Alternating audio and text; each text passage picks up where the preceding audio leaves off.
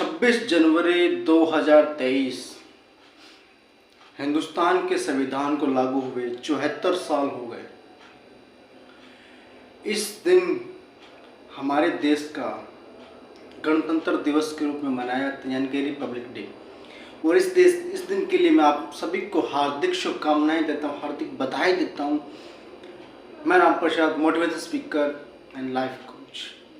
आज 26 जनवरी के बारे में कुछ आपके साथ शेयर कर रहा हूँ, कुछ ऐसी बातें, कुछ ऐसे सीक्रेट जो शायद आपको पता हो या ना पता हो, लेकिन फिर भी मैं बताना चाहूँगा।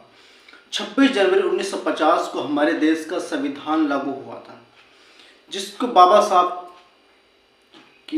अम्बेडकर, भीमराव अम्बेडकर जिनको बोलते हैं, उनकी देखरेख में ये संविधान बना था, जो कि 2 वर्ष 18 महीने और 11 दिन के अंदर तैयार हुआ था।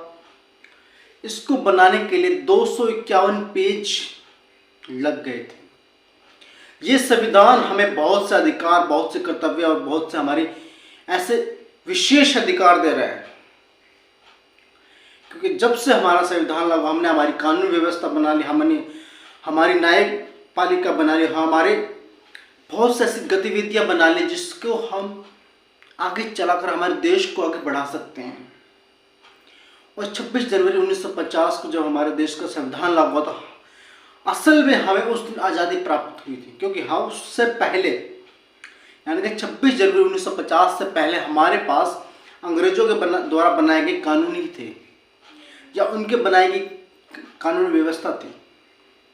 लेकिन जब से हमारा संविधान लागू हो गया, उसके बाद से हमारी खुद की कानून व्यवस्था थी। हिंदुस्तान की पास खुद की कानून व्यवस्था, खुद का संविधान, ये सब आ गया और एक समृद्ध भारत और सुदृढ़ भारत बनने की कोशिश करता रहा है। और आज 74 सालों के बाद हमारे देश में इतनी तरक्की कर ली कि हम बड़े बड़े देशों की गिनती में आते हैं, जैसे अमेरिका, चाइना, जैसे रूस जैसे देशों की गिनती में हमारी गिनती भी आती है। और हमारे देश में विकास लगातार हो रहा है।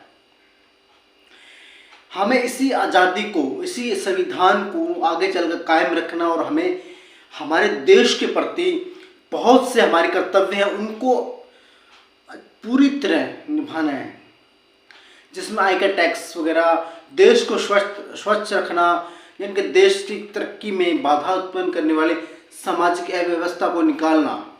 इन सब चीज़ों को हम निकाल देंगे तो हमारे देश को आगे बढ़ा सकते हैं।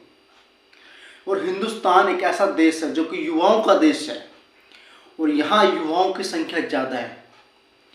तो नए नए स्टार्टअप लाकर, नए नए आइडिया लाकर हम अपने देश को आगे बढ़ा सकते हैं, अपने समाज को आगे बढ़ा सकते हैं, और अपने आप को एक कामयाब इंसान बना सकते हैं। एक बार फिर से मैं आपको 26 जनवरी की उपलक्ष्य में और गणतंत्र दिवस के उपलक्ष्य में आप सभी को हार्दिक शुभकामनाएं देता हूँ। जय हिंद, जय भारत। नमस्कार दोस्तों।